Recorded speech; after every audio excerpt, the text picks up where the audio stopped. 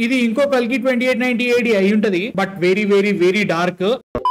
కలియుగం 2064 మూవీ. సిటీకి వెళ్ళాను, టైం దొరికింది, షో చూసాను, బుక్ చేసుకున్నాను, వెళ్ళి చూసొచ్చానమాట. సినిమా ఎలా ఉందంటే మాత్రం ఇది ఇంకో కల్కి 2898 అయి ఉంటది. But very very very dark. అమ్మ బాబాయ్, కొన్ని ఎలిమెంట్స్ అయితే మాత్రం ఒరయ్యా ఇంత పెద్ద షాట్లు ఇచ్చినామేంట్రా అనే ఫీలింగ్ ఉంటది. కొన్ని చాలా డార్క్ వెళ్ళిపోయిండు, ఓహో అనే ఫీలింగ్ వస్తుంది అనమాట. ఫస్ట్ స్టోరీ ఏంటంటే 2064 లో జనాలందరికీ వాటర్, ఫుడ్ దొరకవు. రెండు సిస్టమ్స్ ఉంటాయి, రెసిస్టెన్స్ అని అండ్ ఆల్సో లిబరేటర్స్ అని చెప్పేసి. అండ్ ఆల్సో రెసిస్టెన్స్ అనేటోళ్ళందరూ ఒక పెద్ద గోడ కట్టేసుకొని వాళ్ళు దాన్ని ఎన్నుకుంటా ఉంటారు. వాళ్ళు చాలా ప్రాస్పరస్ గా బతుకుతా ఉంటారు. లిబరేటర్స్ ఈ రెసిస్టెన్స్ కి అగేన్స్ట్ గా పోరాడుతూ ఉంటారు అనమాట. జనాలందరూ రెసిస్టెన్స్ లోకి వెళ్ళిపోదామని ట్రై చేస్తా ఉంటారు. కూడా యువతలు ఉన్న వాళ్ళందరూ ఫుడ్ కోసం ట్రై చేస్తా ఉంటారు, కోసం కొట్టుకుంటా ఉంటారు. దీంట్లో రెండు క్యారెక్టర్స్ ఉంటాయి. ఆ రెండు క్యారెక్టర్స్ ఒక ఏరియాకి వెళ్ళిన తర్వాత పరిస్థితి ఏంటని జనరల్ స్టోరీ. ఇంతకంటే నేను ఏది చెప్పను, ఎందుకంటే స్టోరీ చాలా థిన్ లైన్ లో నడుస్తా ఉంటది. దాన్ని వీళ్ళు బాగానే చూపించారని ఫీలింగ్ వచ్చింది ఒక రకంగా. ఈ సినిమా చాలా వరకు కూడా ఒక కాన్సెప్టైజ్డ్ షార్ట్ ఫిల్మ్ లెక్క ఉంటది. Stretch for 2 hours. దాంట్లో కొన్ని ఎపిసోడ్స్ పెట్టుకుంటాడు. ఫస్ట్ 40 minutes మొత్తం కూడా ఒక సీక్వెన్స్ జరుగుతూ ఉంటది అనమాట. ప్రపంచం ఎంత దారుణంగా అయిపోయింది,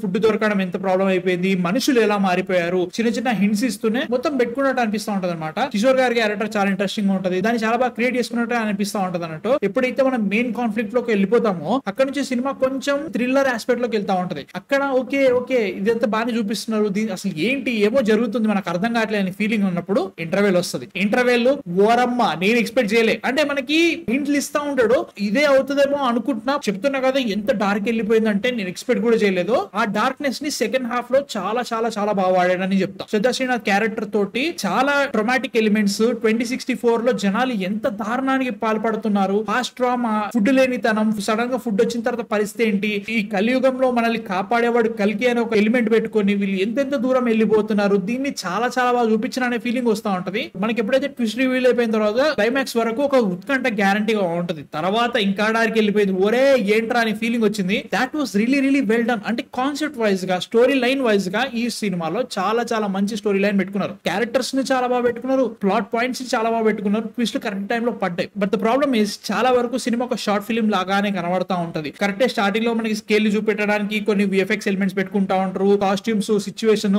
సెట్ డిజైన్ అంతా కూడా బాగానే ఉన్నట్టు అనిపిస్తున్నా గానీ ఒక షార్ట్ ఫిల్మ్ ఎస్క్ ఫ్రేమ్ బాగా కనబడతాం అనమాట. బడ్జెట్ దగ్గర వీళ్ళు కాంప్రమైజ్ అయినా కానీ స్టోరీ లైన్ దగ్గర ఎక్కడ కాంప్రమైజ్ కాలేదు. నాకేమనిపించింది అంటే ఈ 2 hours స్ట్రెచ్ ఏదైతే ఉందో క్యారెక్టర్స్ ని జస్ట్ వాళ్ళు ఒక ఇన్సిడెంట్ లో పడేసి ఆ ఇన్సిడెంట్ ని మనకి బాగా చూపిద్దామని ట్రై చేశారు. కానీ ఇంకొంచెం బ్యాక్ స్టోరీ ఉంటే బాగుండేది. అంటే బ్యాక్ స్టోరీ అనేది ఆ వరల్డ్ కి ఇంకా పరిస్థితి ఏంటని చెప్పేసి. నాకు తెలుగు డబ్బింగ్ అయితే మాత్రం కుక్కర్ ఆర్డర్ అనిపించింది భయ్య. నిజంగా రైటింగ్ ఏంటో, శ్రద్ధా శ్రీనాథ్ కి ఎవరు డబ్బింగ్ ఇచ్చారో తెలియదు కానీ దరిద్రంగా ఉంది అసలు. విలన్ ఒకడు ఉంటాడు, ఆ విలన్ క్యారెక్టర్ చాలా ఇంట్రెస్టింగ్ ఉంది. స్టార్టింగ్ మనం చూపించిన విధానం ఓహో ఏంటి విల్లా కూడా ఉంటారని ఫీలింగ్ క్రియేట్ చేసిన తర్వాత మెల్లగా రివీల్ చేస్తా వచ్చిండు. ఎప్పుడైతే రివీల్ అయిందో అవో అనే ఫీలింగ్ వచ్చింది. క్లైమాక్స్ చాలా చాలా ఇంట్రెస్టింగ్ అనిపించింది నాకు. సెకండ్ పార్ట్ కి కొంచెం హింట్ ఇచ్చినట్టు అనిపించింది. అది నిజంగానే అవసరమా అంటే మాత్రం సినిమా ఇంతవరకు జరిగిందని చూస్తుంటే అవసరం లేదు, ఓపెన్ ఎండింగ్ లా ఇచ్చినట్టు అనిపించింది అన్నట్టు. మ్యూజిక్ నాకు అంత ఎక్కలేదు. ప్రొడక్షన్ డిజైన్ చాలా బాగా పెట్టుకున్నారు, ఎందుకంటే వాళ్ళ బడ్జెట్ చాలా తక్కువ తెలుస్తుంది. దాంట్లో కూడా క్యారెక్టర్స్, యాక్టర్స్ కూడా చాలా తక్కువ పెట్టుకున్నారు. చాలా బాగా చేశారని ఫీలింగ్ వచ్చింది. శ్రద్ధా శ్రీనాథ్